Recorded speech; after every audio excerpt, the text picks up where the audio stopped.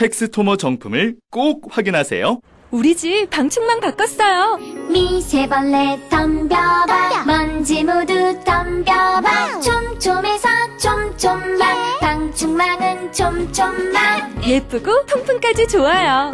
방충망은 촘촘만 주식회사 텍스토머. 텍스토머의 이동식 촘촘망 더블랙이 새로 나왔대요. 미세벌레 덤벼봐 먼지 모두 덤벼봐 촘촘해서 촘촘만 이동식 촘촘망 더 블랙. 떼었다 붙였다 청소도 간편. 이사 갈 때 떼어갈 수도 있으니까. 방충망은 촘촘만 주식회사 텍스토머. 탐라오렌지에서 여름철 감귤을 소개합니다. 황금향. 여름에 감귤이 이렇게 맛있을 수 있네. 탐라오렌지의 황금향. 지금 인터넷에서 탐라오렌지를 검색하세요. 직접 드셔도 좋고 선물용으로도 최고입니다. 전화 주문도 가능합니다. 010-2827-3917 010-2827-3917 김진애 박사님, 여자의 독서 책 읽었어요. 어떠셨어요? 한마디로 여자의 피를 끓게 하는 책? 읽으면서 뭔가 울컥하더라고요. 저도 그런 심정으로 책을 썼습니다. 저는 여자들이 좀 지레 겁을 먹지 않고 살았으면 좋겠어요. 완벽하게 홀로 서기를 바랍니다. 더 멋지게 실수하고 더 근사하게 자라면 좋겠어요. 책을 읽으면 그게 되죠? 여자의 자존감을 깨우는 책 읽기. 여자의 독서. 다산북스.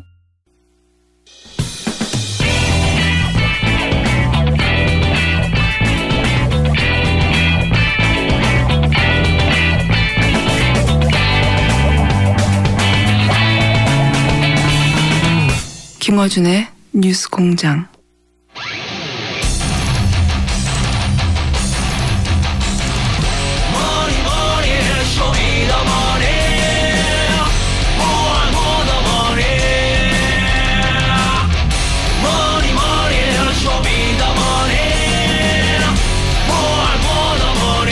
은닉재산 프로파일러 안원구 전 대구 지방국세청장님 나오셨습니다. 안녕하십니까? 안녕하십니까? 벌써 번개. 저희 PD가 얘기 듣다가 자기가 빠져가지고 번개 칠 타이밍을 계속 놓치거든요. 그래서 지금 일단 한번 쳐놓고 시작하겠습니다. 먼저 연습하신 것 같네요. 네. 자, 지난주부터 은닉재산 말고 최근에 터지기 시작한 사건들에 대해서 너무나 직접 당사자라서 얘기하지 않을 수 없는 사안들이 자꾸 있어서 오늘도 이어서 얘기하겠는데, 지난주는 이제 도곡동 땅 실소유주에 관해서 말씀하셨어요. 네. 예, 도곡동 땅의 중요한 이유는 도곡동 땅의 실소유주가 다스의 실소유주고 다스의 실소유주가 결국 BBK의 실소유주다 연결되기 때문에 굉장히 중요한 사안인데, 근데 이제 도곡 땅의 실소유주는 이명박 전 대통령이라는 전표를 보시는 바람에 우여곡절 끝에 감옥까지 갔다 오셔서 지난주에 잠깐 정리를 했고요. 이번 주에 또 불거진 사건 또 안 하려고 그랬는데 최순실로 넘어가려고 그랬는데, 이번 주에는 노무현 전 대통령을 결국은 지금까지 얘기한 표적 수사라고 이제 의혹을 받고 있는 태강 실업 세무조사. 요 태강 실업 세무조사 때 이 조사를 하라고 지시받은 당사자입니다. 청장님이. 그렇습니다. 사건의 핵심의 핵심 중에 있으셨어요. 그래서 누구보다 정확하게 이 사안을 말씀하실 수 있는 분이기 때문에 국정조사를 할 필요가 없습니다. 여기서 저희가 자체 국정조사를 하는 것으로. 자, 우선 태광실업 세무조사는 사실은 명백한 표적 수사다.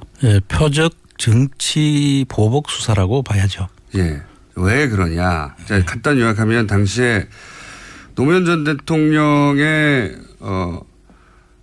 노무현 전 대통령과 관련이 있던 박연차 회장에 대해서 찍어서 사실은 그런 식으로 세무조사할 사안이 아니었는데 찍어서 털어본 거 아닙니까? 그렇죠. 이제 그 당시에 이제 촛불이 그때 강우병 촛불이 막 엄청나게 번졌을 커졌죠. 때거든요.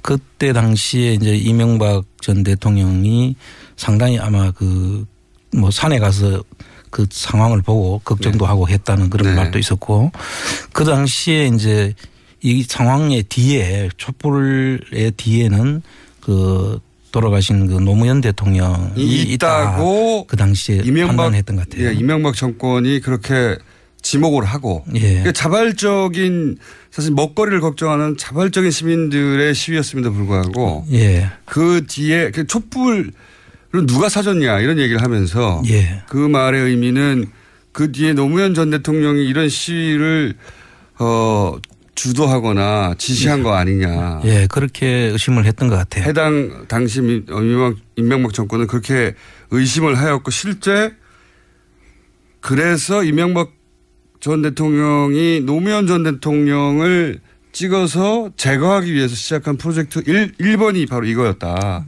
그래서 그 당시에 보면은 노무현 대통령 주변에 있는 인물들 예를 들면 이제 노무현 대통령이 허리 수술을 하신 그 우리들 병원 그 다음에 잘 가던 밥집. 삼계탕집이 이제 그 노무현 대통령하고 이제 잘 아는 지인이 그걸 운영하고 있었는데 뭐라는 유명한 집이죠. 그 삼계탕집을 세무조사를 또 했다는 거죠. 삼계탕집을 세무조사하는 건 정말 삼계탕집을 털고 다 털어본 거죠. 주변에. 그다음에 무슨 또 그 골프장을 운영하던 뭐 J로 시작하는 골프장 그런 분들 뿐만 아니라 그 주변에 있는 사람들 모든 사람들을 조사를 했던 거예요. 근데 안 나오는 거예요. 아무것도. 안 나왔죠. 그래서 이제 마지막으로 이 태강 실업에 대한 저걸 걸었던 것이 아닌가 저는 그렇게 생각하고 있습니다. 그렇게들 그때도 말들이 많았습니다. 그런 거 아니냐고 당연히. 그런데 이제 이게 왜 표적 수사고 기획 수사냐 이제 그 얘기를 또 해 주셔야죠.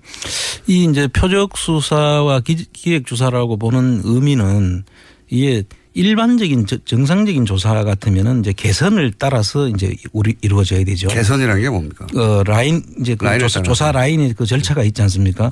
예를 들면 서울청 4국에 조사를 한다 하더라도 본청장, 서울청장, 조사국장 이런 식으로 이제 라인이 내려가는데 정상적인 라인이 있는데 사실 제가 거기에 들어갈 이유가 없죠. 저는 그 당시에 서울청 세원관리국장으로 있었단 말이죠. 세원관리국장. 휴가가 있던 저를 휴가 중에 저를 불러가지고 본청장실로 그것도 저는 그때 당시 소속이 서울청 세원관리국장이니까 정상적인 지시 같으면 서울청장한테 지시가 내려와야 되고 서울청장이 저를 불러가지고 지시를 하는 게 그게 순서죠. 그리고 이 사안을 조사할 위치에 있지도 않으셨잖아요. 그렇죠. 그리고 조사국장이 아니었기 때문에 조사와 관련된 이야기를 할 계제가 안 됐죠. 그러니까 청장이 그 보직이 있지 않은 사람을 직접 부른 거 아닙니까? 그렇습니다. 그것도 휴가 중에 그 일요일 날로 기획을 하는데요. 갑자기 전화 온 거예요. 갑자기 전화가 와서 이제 청장실로 올라오라고 해서 정말 그 가기 싫었지만 그럼 뭐 오라고 하니까 상사가 오라 그러니까 또 가야 된다고 생각해 갔는데 가셨어요. 갔더니 이제 태강실업 세무조사를 해야 된다. 이 태강실업 세무조사해야지 노무현을 잡을 수 있다. 실제 그런 이야기를 했죠. 그 자리에서? 직접 들으신 얘기예요? 직접 들은 이야기죠. 그래서 번개. 또 우리 잡을 수 있어요. 그래서 한 발로 번개. 그 당시에 이제 그래서 서울청 세원관리국장인데 정상적인 절차를 아까 이야기했듯이 절차를 밟아서 지시를 하면 한상률 청장이었죠 당시에. 그 당시 한상률 청장이었죠. 그래서 들어가서 이제 그렇게 이제 소극적인 저항을 했죠. 그 절차를 밟아달라. 소극적인 저항을. 그랬더니 아니 청장이 지시를 밟아주면 될 거 아니냐 이런 거예요. 그렇지만 사실은 조사국장이 아닌 사람한테 하락하면 그 일을 맡기는 그 정당한 의미가 있어야 되잖아요. 그렇죠. 그런데 그런 청장이 시키면 하는 거지 이런 식으로 이야기를 해서 노무현 대통령을 잡으려면 이거 해야 되니까 네가 해 이거 아닙니까? 그런데 그 이유는 제가 이제 국제조사관리관도 했고 이제 그 당시에 이제 총무과장 할 때 본청 총무과장도 제가 했는데 그때 이제 베트남을 청장을 수행해서 간 적이 있습니다. 그 다른 청장님을. 그래서 그분들하고 이제 베트남 청장을 제가 이제 여러 번 이제 제가 만난 적은 있습니다. 그러니까 베트남 이 박연차 회장 같은 경우에는 베트남의 그 국빈 대우를 받고 있다고 하더라고요. 그것도 한상률 청장이 내한테 해서 내가 그때 그분의 위치를 아는 거죠. 일단 조사를 했군요. 쭉 조사를 했는데. 그래서 이제 국빈 대우를 받고 있기 때문에 보통 사람이 가서는 이 베트남 청장의 그 협조를 얻어내기 어렵다. 아하. 그러니까 당신이 직접 가야 된다. 베트남에서 대우를 받는 기업인이니까 그냥은 안 해줄 것이고 아는 사람이 가야 한다. 그렇죠. 베트남을 털어야 되는데. 그런데 그렇죠. 당신이 베트남 쪽 해본 적 있지 않냐. 베트남을 여러분 가기도 했고 이제 오면은 그분들하고도 그 접촉이 있었고 잘 알지 않느냐. 그래서 그런 이유로 뭐 조사국장도 아닌 사람을 불러가지고 이야기한다는 것은 분명한 의도가 있었지 않겠습니까? 그렇죠. 당연히. 이미 말도 했고 네. 노무현 대통령 잡으려고 하는 거더라고. 했다고 했고 그리고 그 순간 그 이야기를 하면서 또 이런 이야기를 했어요. 그때 제가 대구청장에서 좌천시켜 놨잖아요. 예. 서울청 세원관리국장 한 서너 단계를 좌천을 시켜놨는데 그 명예를 대학생을 중학교로 가라고 한 거죠. 성과를 내면 명예를 회복시켜 주겠다. 아. 이렇게 이제 또 자천을 시켜놓고 말 들으면 다시 올려줄게. 그렇게 이제 또 그 덥석 물지 그러셨어요. 그 상황은 너무나도 명백하게 보이지 않습니까? 그 당연히. 내용이. 예. 그리고 저는 사실 상당히 존경하는 분이고 노무현 대통령은 지금도 그 이야기만 하면 막 가슴이 먹먹해지는데 그걸 하라 그러니까 좋을 리가 없죠. 제가. 당연히 이게 무슨 말이냐고. 그렇죠. 그런데 이제 그걸 하라고 하니 내심 계속 이제 절차를 밟아라 뭐 그렇게 다른 이유에 이제 이야기를 한 거죠. 예. 그런데 하라면 하는 거지 뭐 말이 많으냐는 형식이었어요. 그 당시에. 그래서 이제 그 조사를 하라고 하면서 조사에 투입할 것을 이제 지시하길래 그럼 절차를 밟아주고 명령을 내려달라. 그러면 내가 하겠다. 그러니까 그건 내려주겠다라고 하면서 얼마 안 있으면 베트남 청장이 올 거다. 그러면 그 베트남 청장을 내가 또 다시 접대를 하라는 거예요. 영접을 하고. 그래서 내가 베트남 청장을 그 영접하고 이런 것도 제가 할 일이 아니잖아요. 당연히. 그 오면 그 국제조세관리관 이 나서서 해야 될 일이고 보직이 다 있는데 거기 다 그 사람들 나중에 보니까 그 사람들도 나오긴 나왔더라고요. 무슨 일이 있었냐면 한 베트남 청장 회의가 있었습니다. 그때 한국하고 베트남 청장 회의가 있어서 그 당시에 중구에 있는 한국의 집에 저를 거기에 참석하라고 한 거예요. 그 저녁 식사하는 자리에. 일단 가서. 근데 저는 퇴근을 해버렸죠. 참석하라고 여러 번 지시가 내려왔는데 항상 소극적 저항. 그 당시에 싫어 퇴근 뭐 이런 거. 제가 퇴근을 해서 집에 가 있는데 그 당시 세원관리국 국제조세관리관을 할 때 제가 같이 근무했던 과장이 몇 차례에 걸쳐가지고 계속 독촉 전화가 옵니다. 빨리 참석하라고. 청장이 이제 명령했겠죠. 빨리 그렇죠. 그래서 실제로 한상윤 청장이 나를 계속 빨리 오라고 한다고 지시가 떨어졌다. 그래서 오라고 해서 제가 그때 가면은 이제 술을 먹을 걸 알고 이제 집사람 차를 타고 저는 이제 운전을 할 수 없는 상황이 될 거니까. 소극적으로 가셨어요. 예, 갔어요. 그 자리에 이제 앉아가 있는데 이제 베트남 벌써 가니까 건하게 이제 그 저녁 자리가 이제 벌어져 있습니다. 그래서 그 자리에 제가 참석을 했는데 이게 나중에 저를 거기에 투입하지 않았다고 베트남 세무조사에 박연차 태강실업 세무조사에 저를 투입하지 않았다라고 한상유리가 계속 그렇게 이야기를 합니다. 나중에 이게 문제가 되니까 이제 정치적 세무조사로 이제 이게 저희가 참석했다는 자체가 이제 정치적 세무조사로 의심받을 수 있는 부분이죠. 그렇죠. 처음부터. 둘 사이에만 얘기했을 때는 두 사람이 얘기 안 하면 되는데 그렇죠. 그 자리에 간 순간부터는 누구나 다 알 수 있으니까. 그렇습니다. 그 자리에 투입하지 않았다고 나중에 거짓말을 했어요? 다 거짓말하고 검찰에서 나중에 한상률 청장이 검찰 조사를 받게 되는데 미국에 도망갔다 다시 와서 전자 조사받을 때 제가 그때 참고인 자격으로 한상률 피의자의 안원구인 참고인 자격으로 제가 가서 대질신문을 요청을 합니다. 제가. 대질신문. 그래서 그 대질신문에는 영상이 지금도 있습니다. 그래서 그 자리에서 계속 제가 그 자리에 올 수도 없었고 오지도 않았다고 계속 부인을 하고 그전 사전 그 검찰 조사에서도 그 부인을 했었더라고요. 보니까. 그런데 그 자리에서 만나서 대질을 하는 과정에서 자기도 모르게 제가 거기에 참석할 수밖에 없었던 거를 설명을 하는 과정이 나와서 그 모든 것이 이제 다 거짓말 했던 것이 오히려 자기가 거짓말이었다는 것이 들통나는 그런 사건이 생깁니다. 재밌네요. 예. 그 내용이 뭐냐면 예. 저를 계속 그 베트남 그 조사에 안홍구는 세원관리국장이고 밖에서 보면 제가 거의 전혀 참여할 이유가 없는 거죠. 그렇죠. 그 조사할 이유도 없고. 조사할 이유도 없고 그것도 베트남 그 청장이 왔는 자리에도 제가 가서는 안 되지 않습니까? 예. 그런데 거기에 갈 수도 없었다라고 계속 부인을 했는데 그 자리에서 이런 이야기를 합니다. 내하고 그러니까 안홍구하고 그 베트남 청장이 얼굴을 마주 보는 순간 서로 잘 모르는 것 같아서 결국 저를 베트남 세무조사에 투입하지 않았다. 이제 그 말을 해버렸군요. 이렇게 이야기를 합니다. 그러면 그 자리에서 나를 보는 두 사람이 만나는 걸 본 당사자는 자기지 않습니까? 예.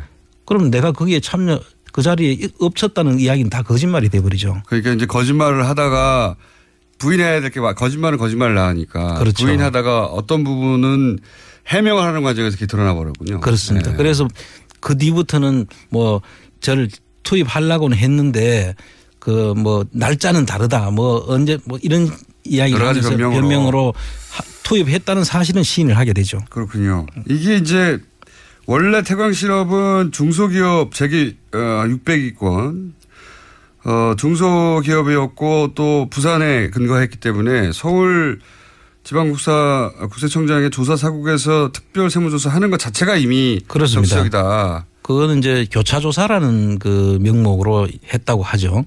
그런데 이 교차조사라는 건 A 지방청과 B 지방청이 서로 손을 바꿔 가지고 조사하는 겁니다. 그 당시에 지역에서 그 보통 우리가 토착 세력이라고 보통 이야기하는데 유력 기업인들이 있지 않습니까? 그 지역에 있는 유력 기업인들은 그 해당 지방청하고는 또 서로 긴밀한 관계 있을 거니까 그래서 이렇게 손을 바꿔서 조사를 하는 것을 다른 동네를 조사하는 거죠. 교차 조사를 하는 것인데 이거는 그 하명 조사를 중심으로 하고 뭐 중수부에 해당된다고 이야기할 정도 검찰 중수부에 해당된다는 서울청 조사 사국을 거기다 이제 조사를 했다는 것은 이거는 특별한 의도가 있지 않고는 전례가 없는 일이다. 그런 일은 핑계에 불과하고 그렇습니다.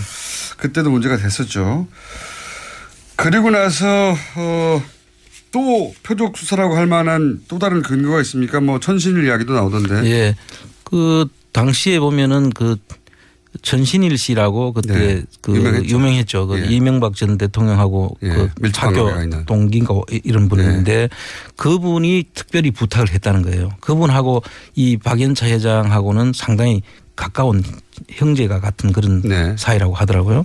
그런데 그분이 특별히 부탁을 하고 했는데도 이 조사는 계속 진행이 됐다. 아하. 그러니까 박연차 회장도 나름 이명박 전 대통령과 가까운 사람을 통해서 로비를 하긴 했군요. 그렇죠. 예, 하긴 했는데 그게 안 통하더라. 그것조차도. 전혀조차 안 통했다는 이야기는 그보다 더 큰 힘이 작용했다는 거죠. 천신일 회장보다도 더 힘센 사람이 한 게 아니냐. 그리고 나서 그러면 청장님은 그런 식으로 해서 부인하고 뭐 소극적으로 저항하고 안 한다고 해서 결국은 안 했다고 하면 실제 태광실업 세무조사에 참여했던 분들의 이유는 어떻습니까? 그분들은 다 승승장구했죠. 그 당시에 이제 조사 라인에 있었던 분들 또 그 밑에 그 라인 선상에 있었던 실무자들까지도 아마 그 이후에 그 인사 경로를 보면 아마 다들 그 승승장구한 걸로 그렇게 나와 있습니다. 승승장구. 그러니까 시키는 대로 했던 사람들은 뭐 승진하고 좋은 자리 갔군요. 그렇습니다. 예, 그거는 뭐 결과로 나오는 거니까요. 네. 그리고 나서 그러면 한상률 전 청장이 이 건으로 조사를 받고 나서 그 다음에 어떻게 결론이 났죠? 이 자체는 검찰에서 이 자체를 조사를 다 저하고 대질까지 다 했는데도 거기에 대해서는 아무 저것도 없이 다 기소 자체를 안 했죠. 아, 다 덮어버렸어요. 그 본인이 뭐 이 직권을 남용을 했는지 아니면 뭐 표적 조사 자체가 뭐 검찰 어느 상황에 해당되는지는 모르겠는데 그 부분에 대해서는 검토가 돼야 될 걸로 보는데 뭐 보는 건 나중에 시인을 다 했고 했는데도 거기에 대해서는 검찰에서도 조차 아예 기소 자체도 안 했죠. 당시는 이명박 전 대통령이 집권하고 있을 때니까요. 사실. 그 당시에 검찰 조사의 그 요지는 안홍구의 거짓말을 만들기 위한 조사였어요. 아, 실제. 그러니까 피의자는 한상률이었고 참고인이 안홍구인데 실제로는 저의 거짓말을 입증하는 조사였던 거죠. 그래서 그 당시에 검사가 이제 저한테 와서 하는 이야기는 자기들이 볼 때는 저의 말이 100% 다 맞다. 그러나 나중에 사석에서 한 말입니까? 네. 검찰청 내에서 저한테 한 이야기입니다. 어쨌든 조사 받을 때 아니고 조사 끝나고 나서. 그렇죠. 조사 끝나고 나서. 그런데 그 이야기를 하고 난 다음에 그 자기들도 어쩔 수 없이 이렇게 할 수밖에 없다는 걸 이해를 좀 해달라고 저한테 그렇게까지 당부를. 검사도 당시 하명 조사를 하고 있었던 거군요. 그렇게 봐야죠. 예, 한상률 전 청장도 하명 조사를 했던 것이고, 청장님도 하명 조사를 당해가지고 결국은 감옥 가시죠. 예. 감옥 가시는데 그러면 한상률 전 청장은 피의자였지만 형식은 피의자였지만 면죄해주기 위한 것이죠. 면죄부 조사였다는 것이 거의 제가 그 당시에 받은 느낌이 확실한 것입니다. 결과도 그렇죠. 예. 실제로 그 조사 이후에 소위 다 털리고 나서 털어지고. 예, 이거 말고도 많이 있었거든요. 이거는 그냥 태광실업 세무조사였을 뿐이고, 그 외에 그 혐의 사항들이 많았는데, 그 내용들도 다 사실은 다 밝혀졌죠. 다 밝혀졌는데도 무슨 연유인지 그 당시에 미국 가 있는 동안에 받았던 고문료 7억 5,900만 원인가. 고문료라는 걸 좀 설명해 주십시오. 고문료는 기업에다가 자문을 하고 거기 대가로 받는 돈인데 그렇죠. 그 한국에 있지도 않는데 미국에서 그 돈을 받았다는 거 아닙니까? 그래서 그것도 말들이 많았죠. 예. 그러니까 소위 체재비를 미국에 있는 동안 한국에 돌아올 수가 없었기 때문에 당시에 체재비를 대기업이 대준 거 아니냐. 그렇습니다. 예. 왜냐하면은 보고서 몇 개 쓰고 몇 억씩 받았으니까요. 그 보고서도 아주 광고와 관련된 보고서. 본인이 광고에 그렇게 전문가인 줄 몰랐어요. 그때도 말이 있었습니다. 그때도. 이걸로 몇 억씩 받는다는 게 말이 되냐. 근데 여하간 대기업으로부터 결국은 그동안에 체재하는 비용을 받았다. 그래서 그 보고서 하나를 가지고 고문료는 다 기소 자체에서 뺐고. 그것도 다 빼버렸고. 그 기소를 한 것은 주정회사에서 받은 고문료인데 그걸 6,900만 원을 가지고 기소를 했더라고요. 그런데 그것도 그 기소도 이제 현직에 있는 과장이 주선을 해서 본인이 받게 된 건데 그 현직에 있는 과장은 거기에서 이제 기소해서 몸이 아프다는 이유로 기소 유예를 해버렸어요. 그 공동정범으로 봐야 되는데 그걸 기소 유예를 해버렸죠. 친절하고. 그러니까 그 실제로 주관했던 그 직원을 기소를 유예해버리니까 당연히 그 자체 결과는 뻔하지 않습니까? 그래서 그 결과를 무혐의를 받았다고 주장을 하더라고요. 그리고 나서는 결국 당시에 한상률 전 청장이 새누리당 공천을 받으려고 했다는 얘기도 그때 당시 있었습니다. 실제로 공천을 거의 다 받는 것으로까지 알려졌는데 하루 전날 바뀌었다는 이야기를 기자로부터 들었죠. 왜 하루 전날 바뀌었는지 저는 모르겠어요.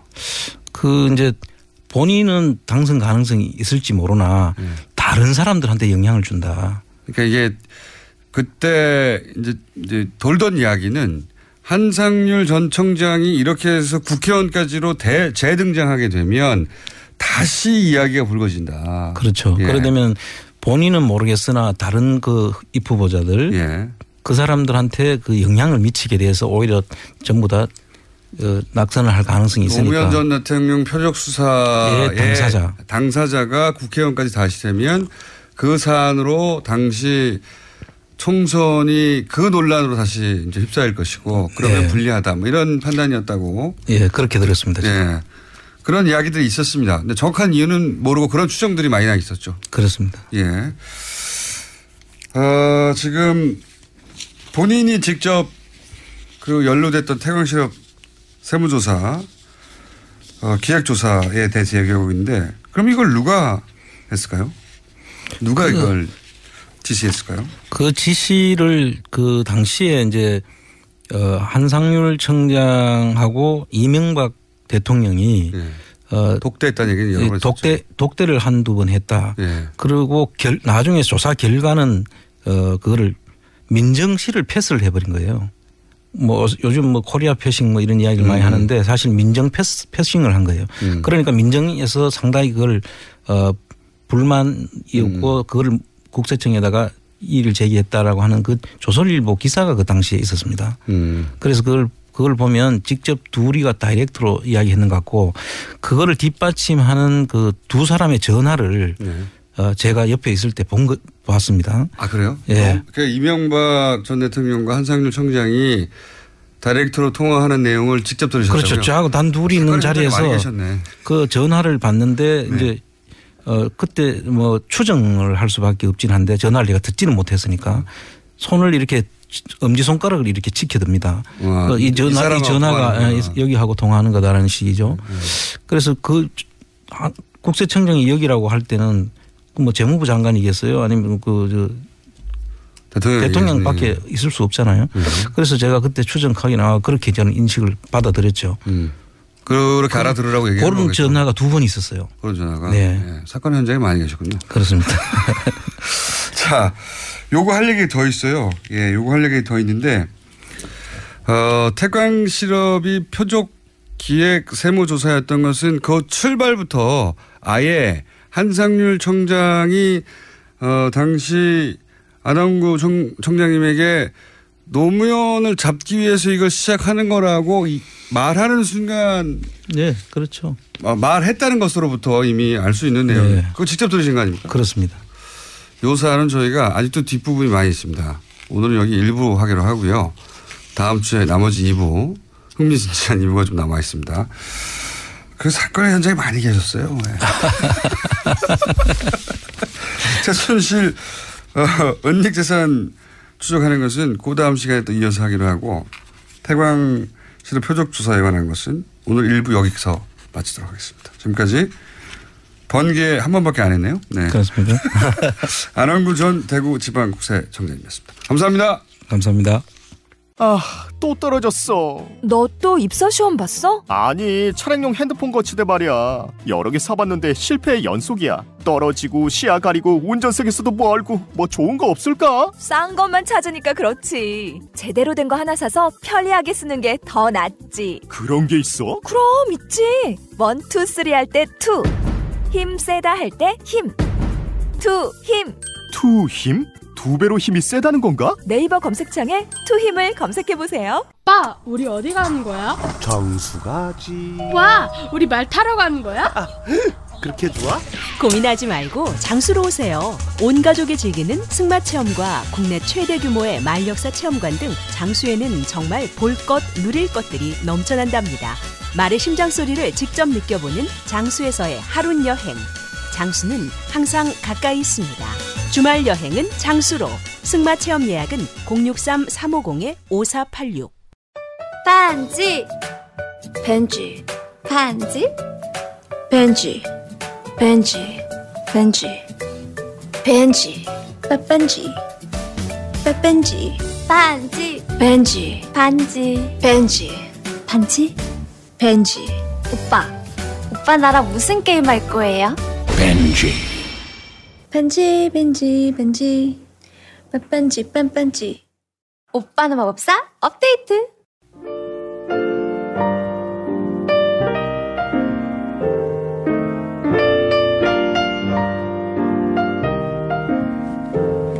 불친절한 AS.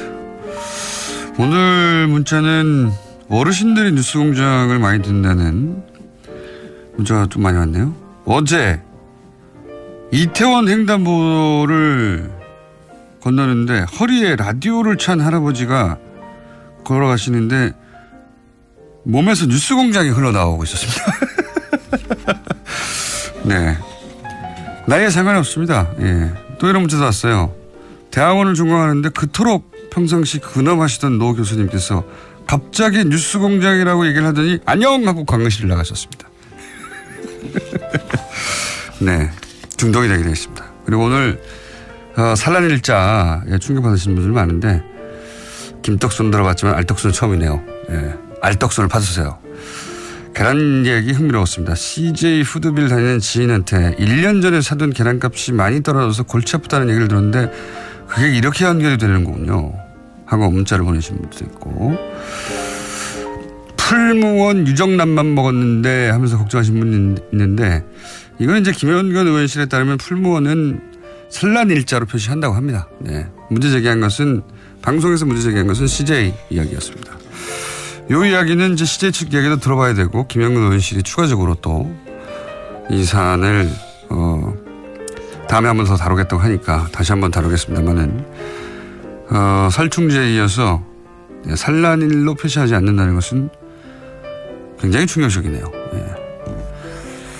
물론 뭐 계란 자체가 큐티클이 있어서 계란을 알을 보호하는 왜냐하면 자연 상태에서는 오랫동안 있다가 계란이 결국 그 병아리가 되고 닭이 되니까 보호하는 기능이 있는데 문제는 이걸 우리나라에서 세척을 한다. 그러면 큐티클이 없어지고 그런 이후에는 유통기한이 짧아지는데 이 문제도 한번 다뤄볼 만한 이야기고 다음 조만간 아마도 김현근 의원실과 이 문제를 다시 한번 다루게 될 것 같습니다. 산란일자, 예, 알떡순, 새로운 거 오늘 많이 알았고 내용적으로 굉장히 충격적인 내용. 산란일자로 표시하지 않는다니 참 그렇게도 알고 있었는데 그게 아니었답니다. 자, 여기까지 하겠습니다.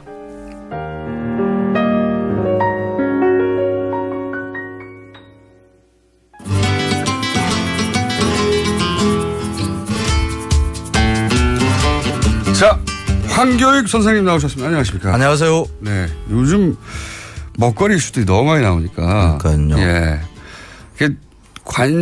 먹거리 예전에는 식약처가 이게 뭐랄까요? 저 구석에 있는 부처 취급을 받았는데 요즘은 관심 대상이에요. 그렇죠. 예. 관심 많이 받고 있어요. 그래서 식약처장을 하고 싶다고 그러셨구나. 제가 김우준 정부에서 제가 해야 될 제가 한참 탄핵 기간 중에 저희 PD들하고 그 출연진한테 다 이제 보직을 나눠줬거든요. 그때 저희 PD한테는 MBC하고 KBS 줬고요. 또 해 하고 줬고요. 제가 황 교수님한테 뭐 원하시냐고 김어준 내각에서 그랬더니 안 한다고 하시다가 식약처장 정도 그때까지만 하더라도 저는 소박하시다고 생각했는데 그게 아니었어요. 그 먹을거리 문제와 관련해서 가장 그 첨예한 것들을 정리해 줄 수 있는 데가 사실 식약처죠. 그래서 로비도 많이 들어올 수 있겠어요. 로비가 아니라 보다 건강한 음식, 좋은 음식들을 먹게 해주려 그러면 사실 식약처가 해야 되는 역할이 굉장히 크거든요. 표면적인 이유고 거기 뭐 대기업들이 와가지고 그 식피아라 그러죠. 식피아의 문제가 기업과 그 정부와의 관계가 끈끈하게 맺어져 있는 데가 보통 이제 식약처 이야기를 해요. 그래서 그 관계도 좀 정리. 지금 그 김현건 의원이 했던 그것도 사실 이제 식피아의 하나의 맥락에 있는 거라고 이렇게 볼 수가 있는 거죠. 민정수석에 보고했다는 메모가 있는 바람에. 그렇죠. 그것도 그 보고서에 괄호치고 있었대요. 괄호치고 민정수석에서 연계하라고 했다. 저 굉장히 궁금해가지고 연초부터 계속 왜 이게 민정수석에 보고됐을까 했는데 오늘에서 의문의 일부가 풀렸습니다. 근데 지금 김영건 의원이 굉장히 중요한 이야기들을 하셨는데 혹시 또 이게 달걀 소비에 또 영향을 미칠까 하는 그런 또 걱정도 있거든요. 네. 그러니까 통계한 잘못 오해한 부분도 풀어주실 것이고. 그렇죠. 네. 그거는 또 김영건 의원님이 또 잘 풀어나가시겠죠. 그러니까 근데 이게 이제 뭐랄까요. 일반인들한테 확 와닿는 것이 중간 과정 생략하고 일단 산란일자가 아니라는 거. 다른 나라에서는 상식으로 생각해 보면 닭이 낳는 순간 찍어야 될 것 같거든요. 그런데 보관을 한다고 하더라도 그 달걀이 뭐 상하거나 뭐 이러지는 않거든요. 당장 상하지는 않겠죠. 세척을 하지 않고 보관을 할 경우에는 그냥 살아있는 상태로 그냥 있는 거니까 그렇게 걱정할 필요가 없는데 세척 이후에는 이제 조금 문제가 생겨요. 그렇죠. 그래서 세척 이후에는 이제 냉장 유통을 하게끔 그렇게 되어 있는데 세척 이후에 냉장이 잘 안 되는 경우가 있으니까 이제 거기에 대한 걱정들은 예전부터 좀 있었죠. 예전부터 있었는데 저희는 전문가들이나 알고 저희는 처음 한 거죠. 산란일자 아닌 것부터 해가지고 처음 한 겁니다. 처음 한 것이고 그리고 이게 그거만으로 끝나는 것이 아니라 생각해 보면 대기업이 연루될 수도 있겠구나라는 생각도 하고 대기업이 연루됐다면 이 박근혜 정권 하에서 대기업과 정치권의 유착 때문에 큰 문제가 되어 왔는데 한국에서는 그 식품과 대기업이 이렇게 큰 관련이 있죠. 그러니까 한국의 식품 산업이 짜여질 때 아예 처음부터 이제 대기업이 그 식품 산업에 적극적으로 관여하게끔 그렇게 짜여지거든요. 그러니까 1960년대에 식품 산업 근대화해 나가는 게 그때 뭐 위생 문제 뭐 이런 게 굉장히 많았어요. 그래서 그걸 정부에서 자잘한 기업들을 대상으로 일일이 관리한다는 게 정부의 힘으로는 좀 당시만 하더라도 정부 사이즈나 뭐. 그렇죠. 그래서 기업들, 큰 기업들한테 이 식품들을 제조해서 하게끔 하는 이게 그때 당시에 어쩔 수 없는 선택이었다고 저는 당시만 하더라도 그러다 보니까 이제 지금 너무 편중돼 있다는 것은 확실해요. 그래서 그렇죠. 이 구조를 그렇다고 해서 지금 식품 대기업들한테 이 일을 갖다 떼내게 한다는 것은 불가능한 일이고요. 그래서 조금 좀 현명한 그런 일들을 좀 만들어 산란일자가 포장일자 기준이 된 연유가 다른 나라에서는 아닌데 생각해 보면 농가에서 그걸 요구했을 일은 없거든요. 예. 농가는 산란일자 찍어도 돼요. 자기들은 생산했고 찍어버리면 되는데 유통 쪽에서 요구했을 가능성이 대단히 높은 거죠, 사실은. 굉장히 복잡해요. 그 달걀 가격의 계절 진폭을 또 어떻게 할 거냐 뭐 이런 것들 복잡한 문제가 또 나오거든요. 복잡한 거 알고 싶지 않습니다. 산란일자를 찍어주세요. 가격 값싸게 달걀을 먹게 만드는 방법 그것까지도 같이 궁리를 해야 됩니다. 알겠습니다. 자 오늘 주제 벌써 뭐 몇 분 써버렸네. 그러니까 오늘 주제는 뭐죠? 그 달걀 문제로 해서 또 하나 이슈가 나온 게 이게 친환경이죠. 네. 친환경. 그래서 지난번에 친환경 이야기를 좀 했었어요. 친환경은 환경에 좋으라고 하는 거다. 사람이 아니라. 그렇죠. 근데 우리나라에서 친환경이라는 그 농업에 대해서 관심을 가지기 시작하는 게 1980년대 들어와서 약간 생기기 시작하고요. 1990년대에 이제 이 생각이 크게 번지고 정책 으로 이 친환경 농법에 대한 그 지원들이 이루어집니다. 이 과정들이 유럽의 경우하고 거의 같이 이렇게 맥락을 이루는데 친환경이라는 그 농법이 유럽에서 크게 정책적으로 보호하려고 했던 이유는 그 신대륙에서 나오는 그 값싼 농산물에 신대륙을 대한 하면 북미 남미 그렇죠. 특히 미국에서 나오는 그 작물들에 대한 방어 장벽을 세우는 것의 일종이거든요. 워낙 대량으로 해야 되니까. 그렇죠. 미국은 뭐냐 비행기로 농약 뿌리고 뭐 이러는 것들 다 하니까 그러니까 유럽에서는 그런 것이 아닌 그보다 친환경으로 이렇게 하다 보면 이게 방어 상대적으로 경쟁력을 갖다 확보할 수 있을 것이다라는 거였죠. 근데 그 생각이 우리한테도 이렇게 전달이 돼요. 근데 유럽과 우리는 자연 환경이 다르다라는 것까지도 좀 생각을 했었어야 되는데 그냥 친환경 농법 그 자체가 우리한테 극히 유리할 것처럼 이렇게 판단을 한 것에 조금 문제가 있죠. 그러니까 유럽의 경우에는 일단 뭐 식량 작업률은 전체로 보자 그러면 뭐 100% 다 넘어가고요. 자연 환경이 농사 짓기에 너무나 좋죠. 뭐 이탈리아나 프랑스나 뭐 이런 데 가보면 독일 그냥 겨울 그렇게 춥지도 않고요. 프랑스 남부 같은 데 가면 뭐. 겨울에 그냥 뭐 소복소복하게 그냥 비 오고요. 여름에 그렇게 온난 덥지도 다습. 않고요. 태풍도 없고요. 땅도 아주 거름지고요. 그런 땅에서는 그냥 그 농약 비료 뭐 이런 거 안 치고 그냥 해도 그냥 다 농사를 잘 지을 수 있는 데죠. 그러니까 친환경에 대한 비용이 그렇게 크게 발생하지 않는 데입니다. 그래서 실제로 유럽에서는 친환경 농법의 농산물이라 하더라도 그렇게 가격이 높지가 않아요. 생산성도 웬만큼 유지되고 뭐 인력도 그렇게 많이 들어가는 게 아니니까. 근데 우리나라는 사정이 좀 다릅니다. 우리 땅은 굉장히 땅이 척박해요. 유기물도 그렇게 많지가 않고요. 특히 겨울이 5개월이나 지속이 되고 여름에 2개월 정도 장마 기간이 있고요. 이 장마 기간에 병충 애들 어마어마하게 붙거든요. 이런 그 화목한 이런 자연 환경에서 농사를 지어나가는 것 자체가 사실 힘들거든요.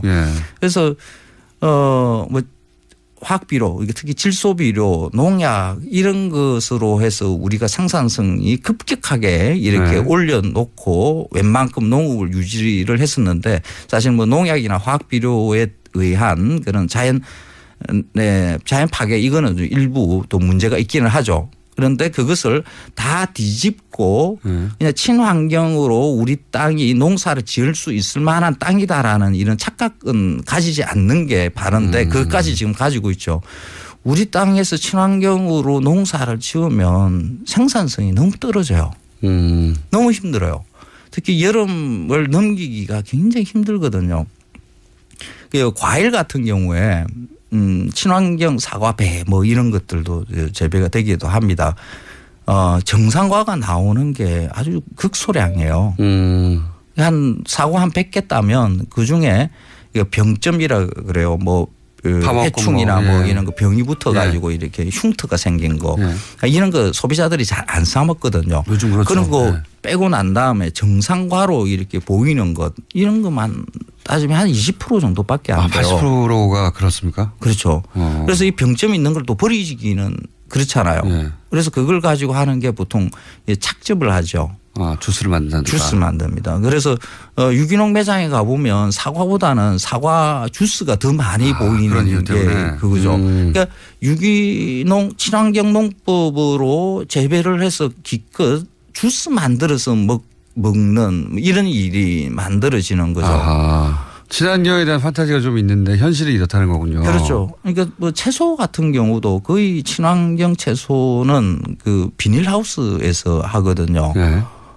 노지에서는 사실 힘들어요. 친환경 한다는 게 그냥 그 여름에 이런 고온다습한 데서는 그냥 병충해 그냥 막 다 붙습니다. 그래서 가둬진 공간에서 키우는 거거든요. 온도 습도 조절해 가면서. 그렇죠. 그 하우스 안에서 키우는 것이 자연적인 것이다, 친환경적이다 하고 이렇게 붙이는 게 좀 그렇죠. 맞지가 그 자체가 않죠. 인공적이긴 합니다. 그렇죠.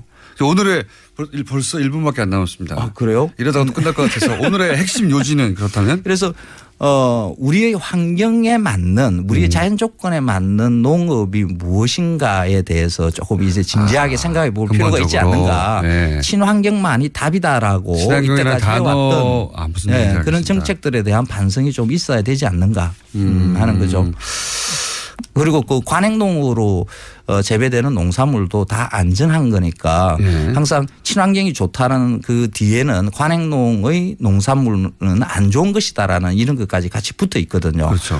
그렇지 않습니다. 관행농의 농산물도 다 잔류농약 검사하고 다 해서 안전한 농산물이거든요. 그래서 거기에 대한 조금 편견도 이제 버릴 때가 되지 않았는가. 지나치게 관행농에 대해서 폄하하지 말아야 하고 우리 토양에 맞는 농법이 사실은 아직은 없는 셈이다.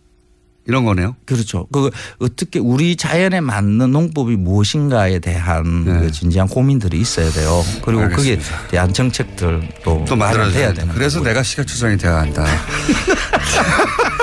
황교익 선생님이었습니다. 감사합니다. 고맙습니다. 월요일 뵙겠습니다. 안녕.